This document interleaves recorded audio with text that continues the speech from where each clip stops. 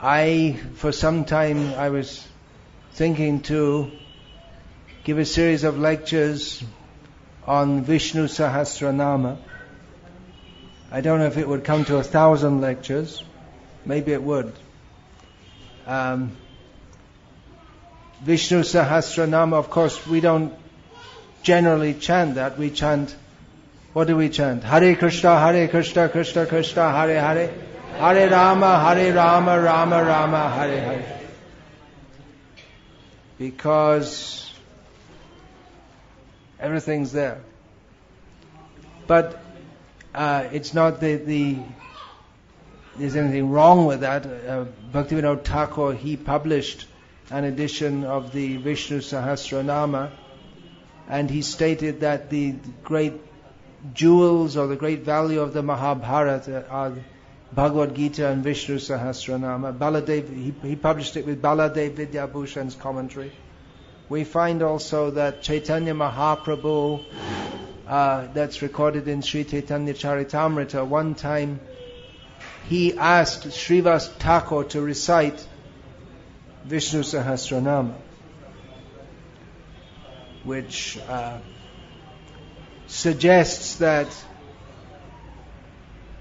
it was expected that every Brahmin, Srivas was from a Brahmin family, every Brahmin at least would know that, because they'd grow up, or even before they're born in the womb, they'd be hearing it regularly recited, and they'd grow up with that. It would be just like completely normal for them to chant that. So it's by studying this, we see different, or understand different qualities of Krishna, who is Vishnu, and can appreciate who is this person, Krishna, whose name we are every day chanting as the Hare Krishna mantra. Krishna recommends that we surrender to him. Who is this person that we're making such a great commitment to, that we can understand from this Vishnu Sahasranama? What's that? You're telling me to sit straight? There are more than one in Shastra, but this one from Mahabharata, spoken by Bhishma Pitamaha, is the most famous one, the one that's mostly chanted.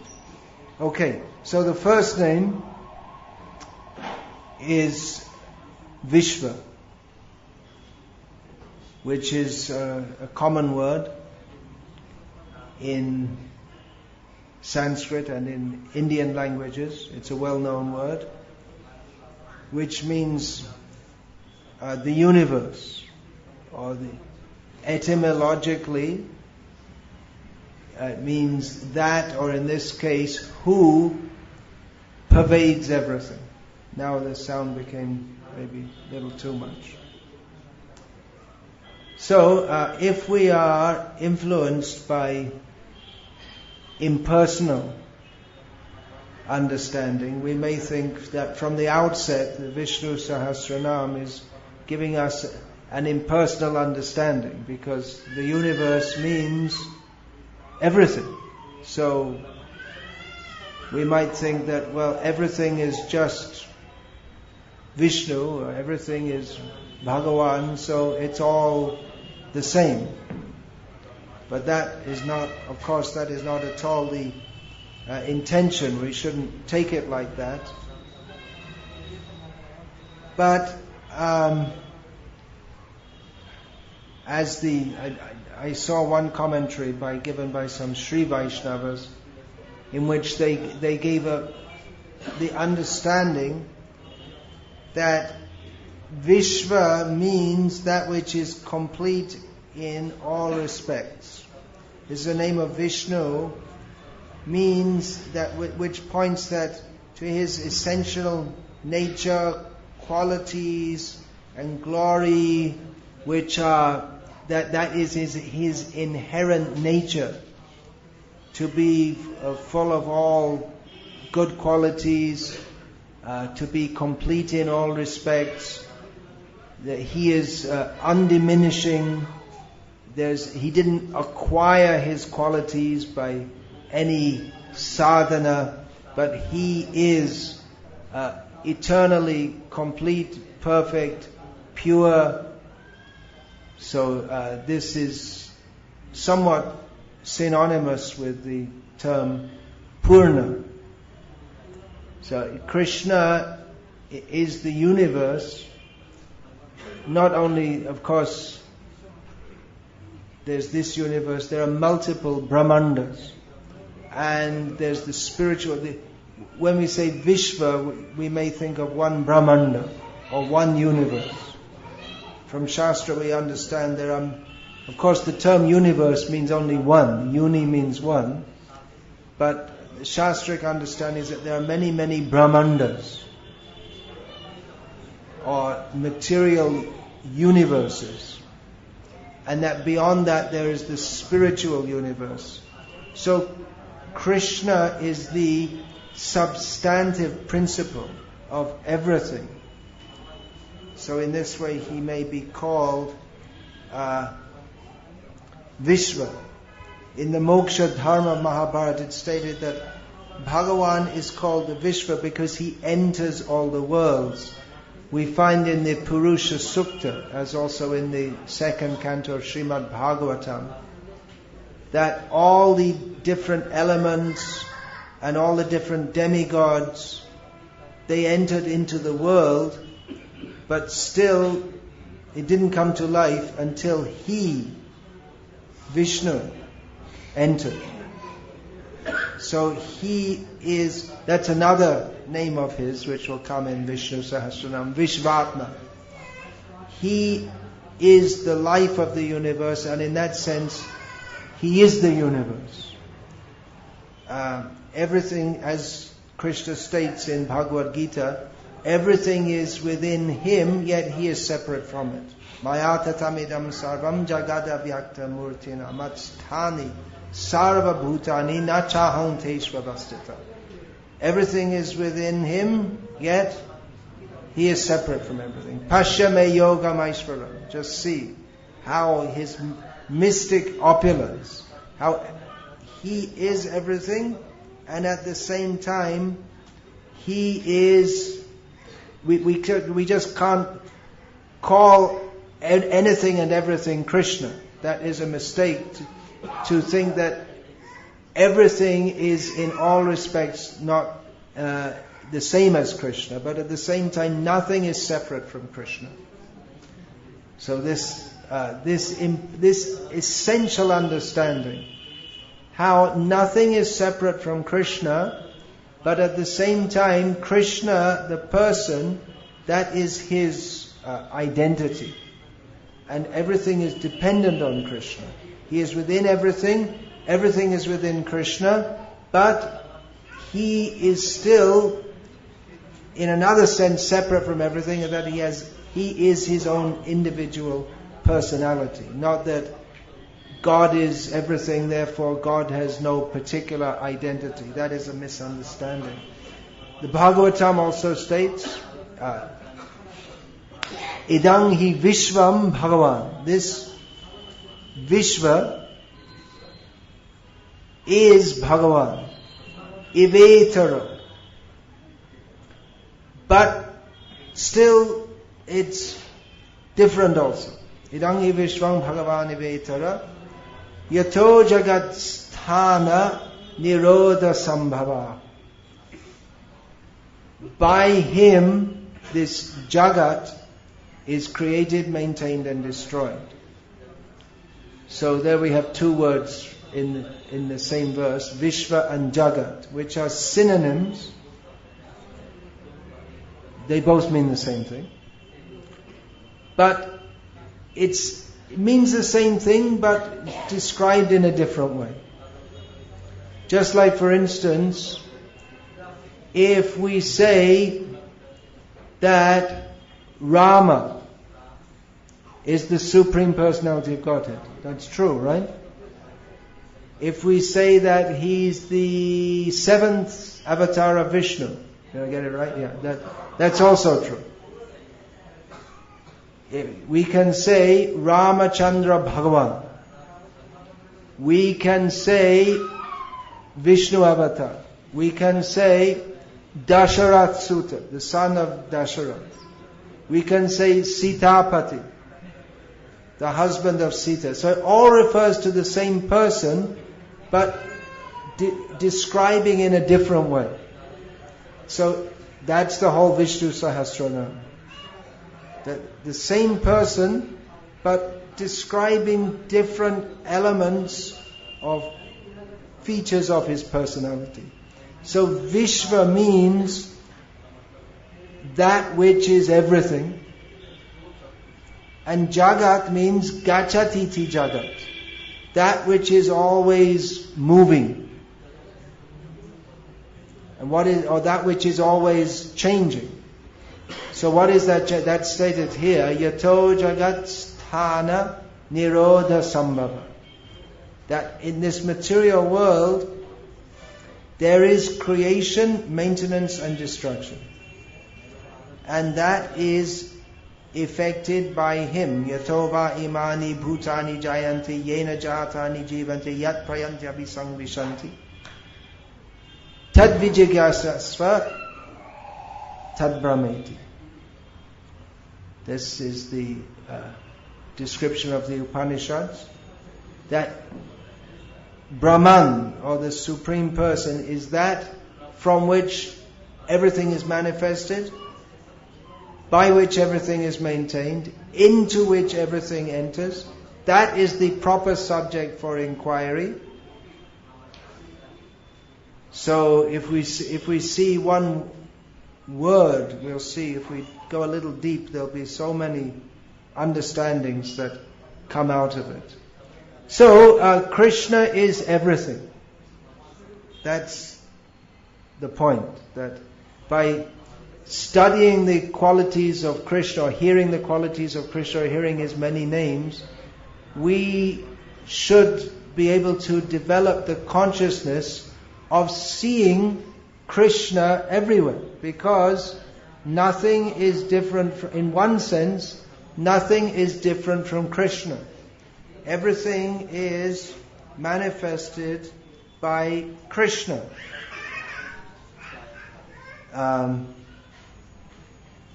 That in Bhagavad Gita, Krishna in the middle of describing all this yoga system, he comes out with the verse of pure devotion. Yomang pashyati sarvatra sarvang chayamai pashyati tasyahang na pranashami sachamam na pranashati. Krishna says, for one who sees me everywhere and sees everything in me, I am never lost to him and he is never lost to me. So seeing Krishna everywhere, if we understand everything is a manifestation of Krishna, everything is non-different from Krishna. Now there are different levels of seeing Krishna everywhere. That should be the goal of a devotee, isn't it? Krishna says, Manmana, always think of me. Bhavamad bhaktaha, become my devotee. We can always think of Krishna if we see, one way of doing that is that to see that everything is a manifestation of Krishna. And Krishna gives the idea how to do that in Bhagavad Gita. Rasoham apsu kaunteya. If we drink water, we can think that flavor is Krishna. Any flavor in any liquid that we can think, that is Krishna. Rasoham apse kaunteya prabhasmi shashi suryayoho. Krishna is the light of the sun and the moon. Shabda ke, any noise, all the time there's some sound, especially here in ISKCON Secunderabad. That sound is Krishna. Pranava sarva vedeshu. In Vedic culture, if we're living in Vedic culture, we'll regularly hear the chanting, Omkar. Om. Om Tad Vishnu Paramam Padam Sada Pashyanti Suri. All the time we hear Om chanted. So that is Krishna. Krishna is the sound in music. Krishna is the ability in man. Krishna is the strength of the strong. If we see some strong man, there's physical strength and then there's political strength. Someone may be very powerful politically. That strength comes from Krishna. Someone is very energetic and vigorous. Tejas, tejas vinamaham.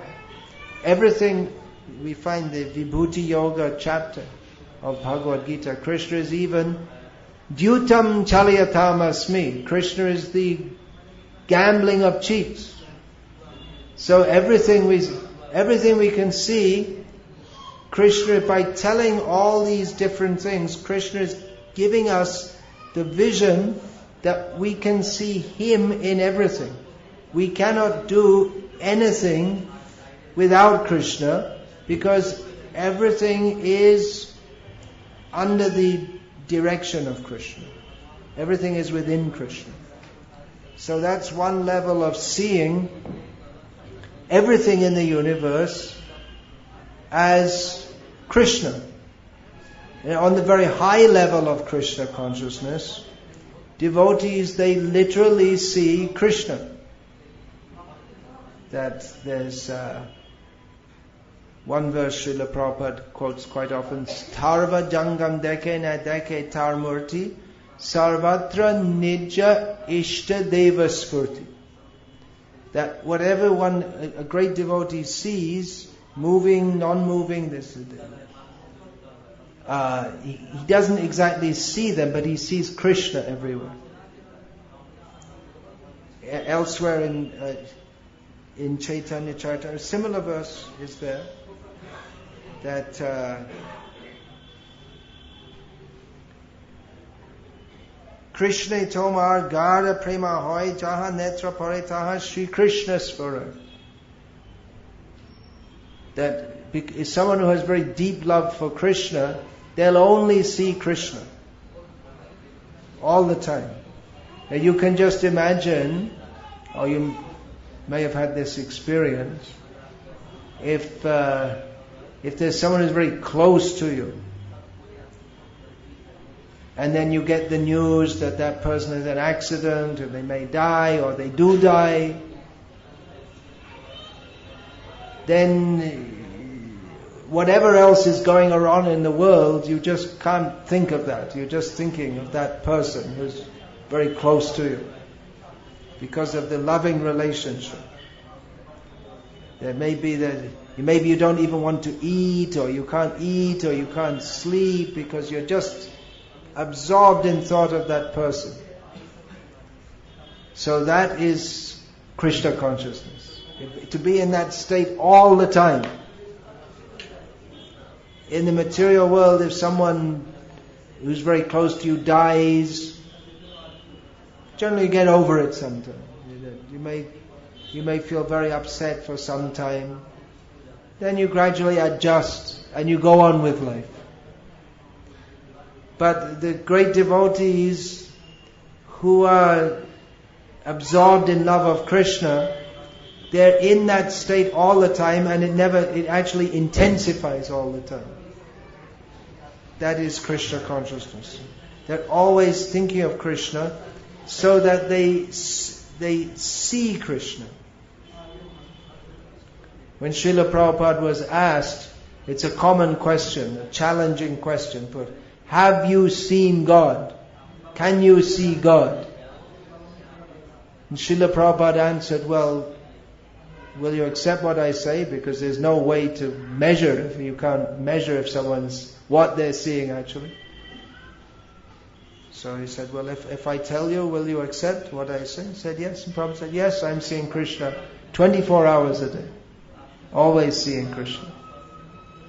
Premanjana churita bhakti vilochane santasa daiva hridayeshu vilokayanti yang shyama sundarama chintya gunasuru Govindam adi purusham tamaham bhajami.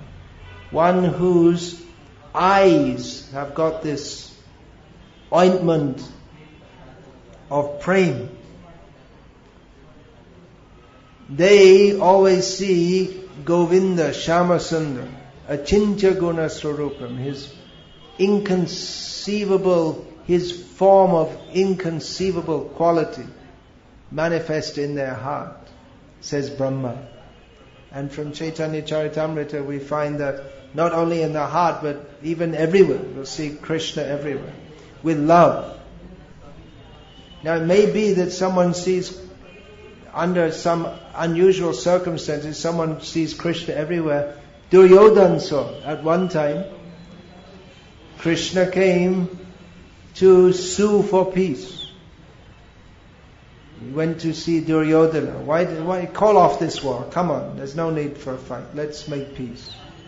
So Duryodhana thought, I'll capture Krishna, and then the Pandavas, because Krishna is their life, then they'll lose all their life. Then they'll be finished. So Krishna knew, because he's in everyone's heart. Krishna is the biggest tapasvi. He stays even in the heart of Duryodhana. What a horrible place to stay. See?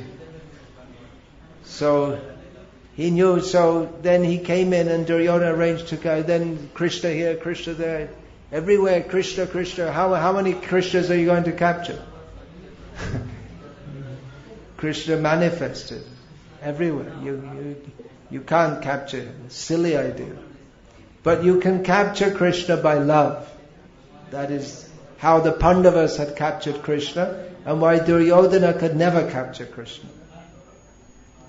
Because Duryodhana was thinking Krishna is an ordinary person. So we can understand that Krishna, this is a preliminary understanding, to see that this universe is non-different from him.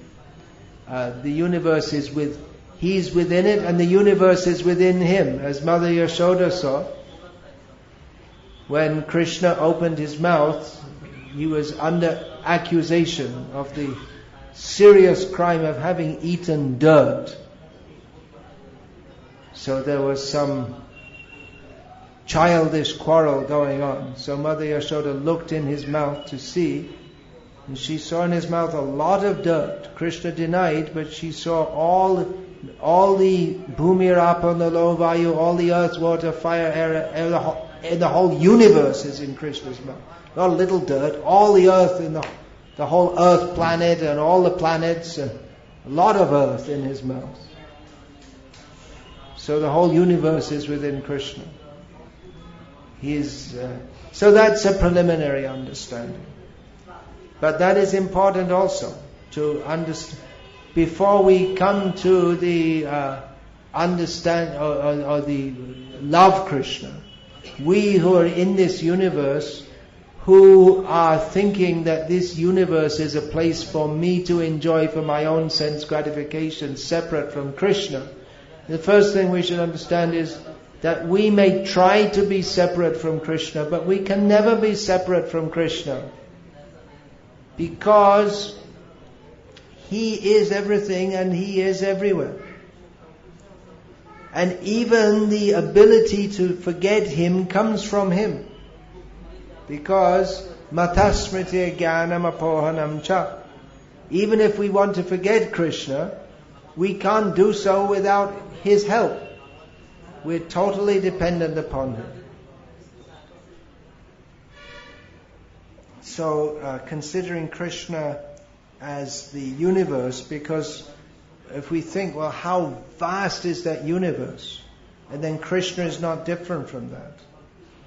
This is one meditation for people who do not have spiritual vision, who are not ready or inclined to understand that Krishna Satchidananda Vigraha, His form is entirely spiritual. People are in material consciousness but aspiring to come to spiritual consciousness. They are recommended to meditate on the Vishvarup, the universe as a representation or seeing God as the universe.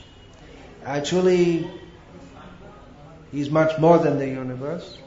That is, for people who are just in material consciousness and enamored of the material world, they may see that the universe is God for them at that level. So there's the description. The mountains and the rocks here in Andhra Pradesh or Telangana, whichever you want to call it. There are plenty of, actually all of what's Andhra Pradesh and Madhya Pradesh, there are plenty of rocks and hills. So when we see that, we can remember the description that the rocky mountains, that is the bones of the Vishnu. Then we say, okay, that's the bones of God. And the rivers, they're like His veins.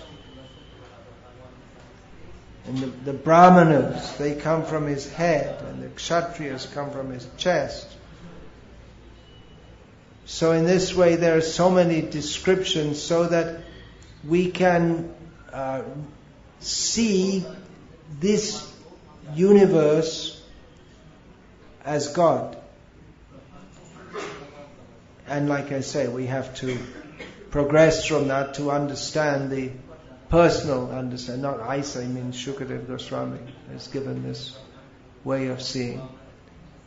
So this universe, how great is this universe? We cannot imagine.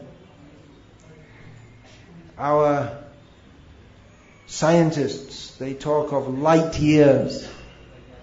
How far away is this star? If you look in the sky at night, you can't see any stars in the city, but if you go out, I've just been in the village, not even the village, in the field for the last few weeks. And there's no neon lights, so we can see the stars. How many millions of stars? And the scientists tell us, well, this star is so many light years away, that's so many light years away. Such a long distance. How vast is the universe? So then we can think, oh, how great is God? Because this universe, He is the universe. He has manifested the universe. The universe is resting in Him. Ultimately it's destroyed by Him. We can see how small we are. How great is the universe.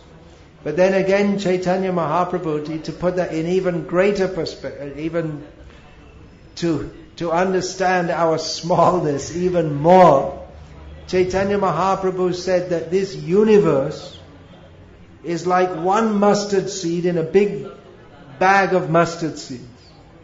So if you're carrying a bag of mustard seeds, of course, mostly the coolies do that. I don't think there are any coolies here.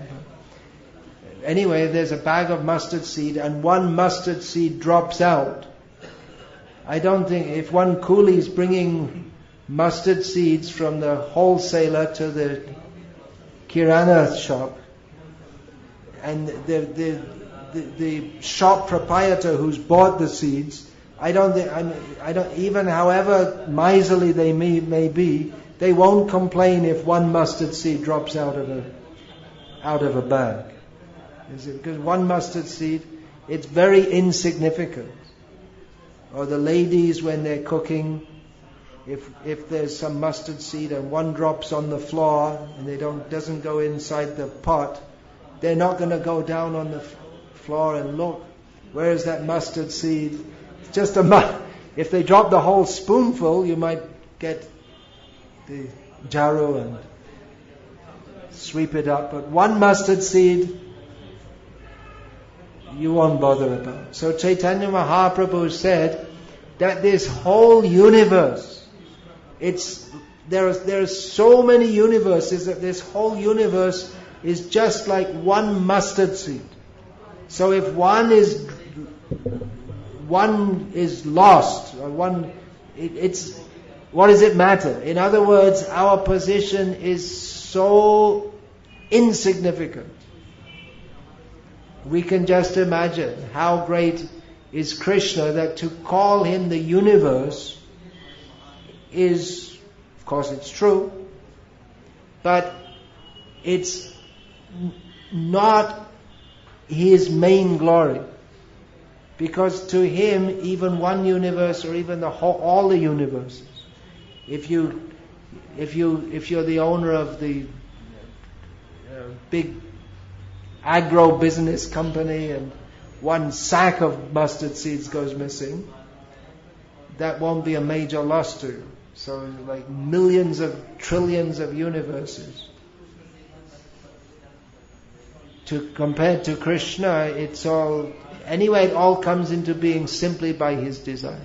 He's just sleeping as Mahavishnu, and the universes are coming out of his body in seed form. Breathes out, the universes come out. Breathes in, they all come out. He's just sleeping. Yoga Nidra. That's his enjoyment.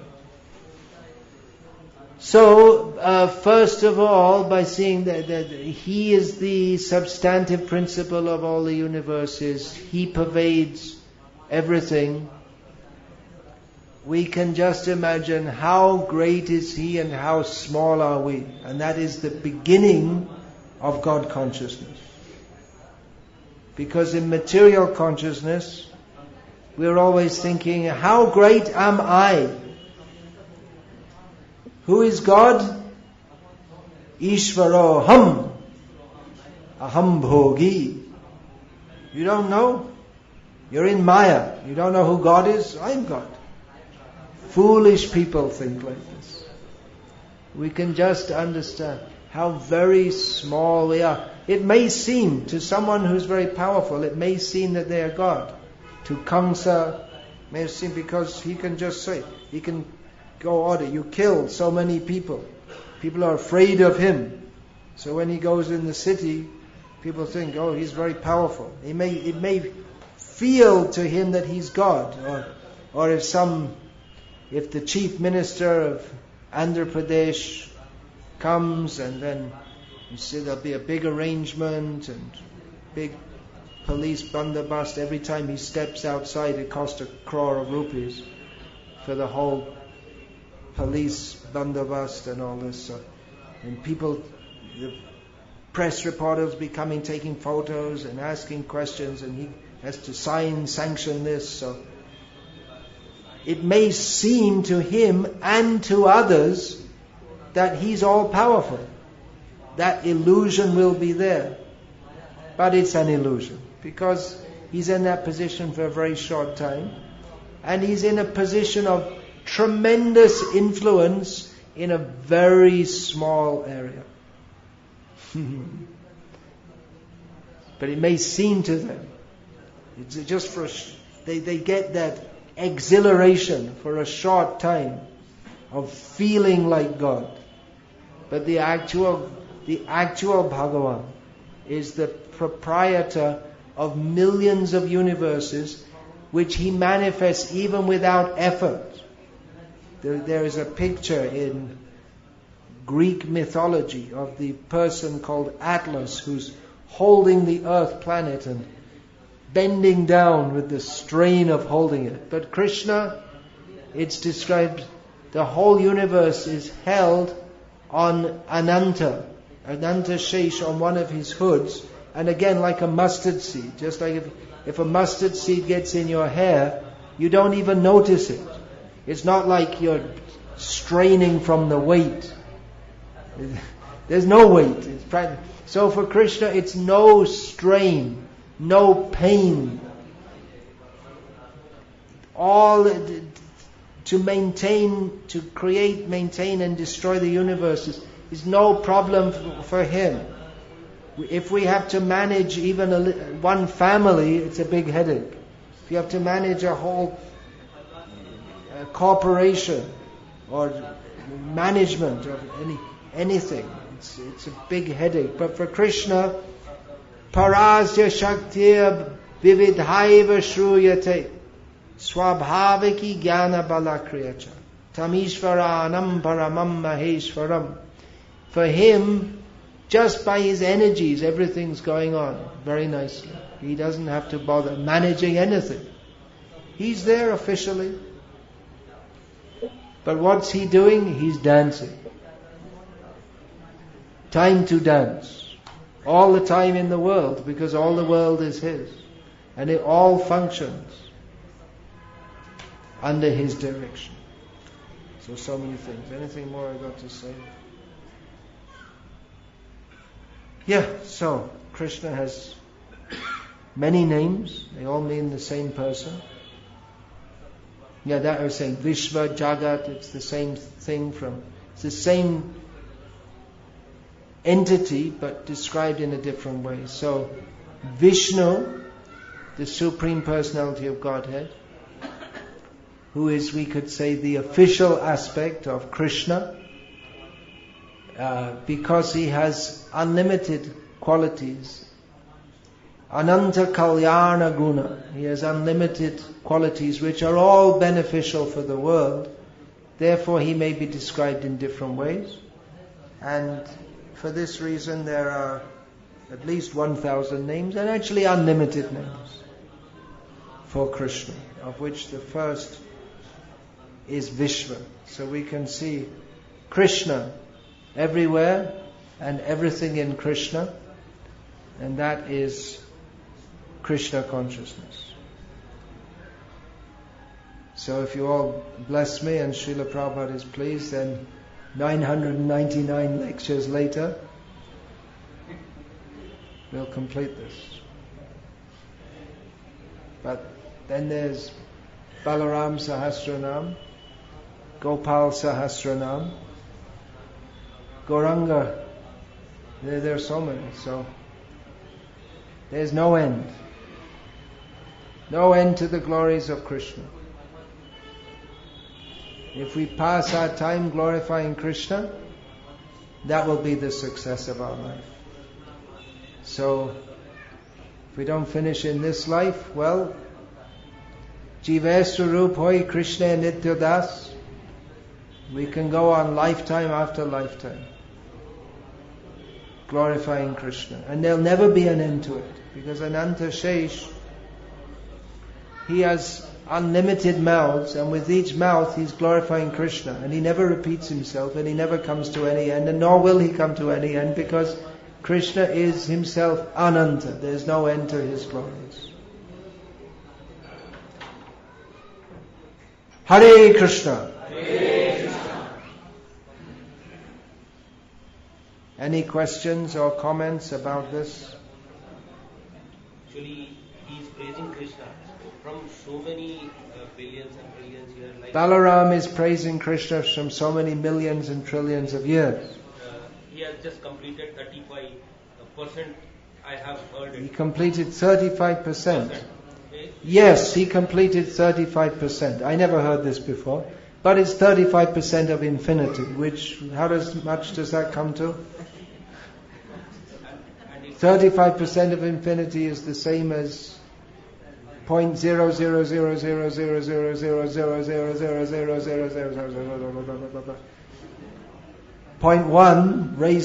0.0000000000000000000000000000000000000000000000000000000000000000000000000000000000000000000000000000000000000000000000000000000000000000000000000000000000000000000000000000000000000000000000000000000000000000000000000000000000000000000000000000000000000000000000000000000000000000000000000000000000000000000000000000000000000000000000000000000000000000000000000000000000000000000000000000000000000000000000000000000000000000000000000000000000000000000000000000000000000000000000000000000000000000000000000000000000000000000000000000000000000000000000000000000000000000000 of infinity.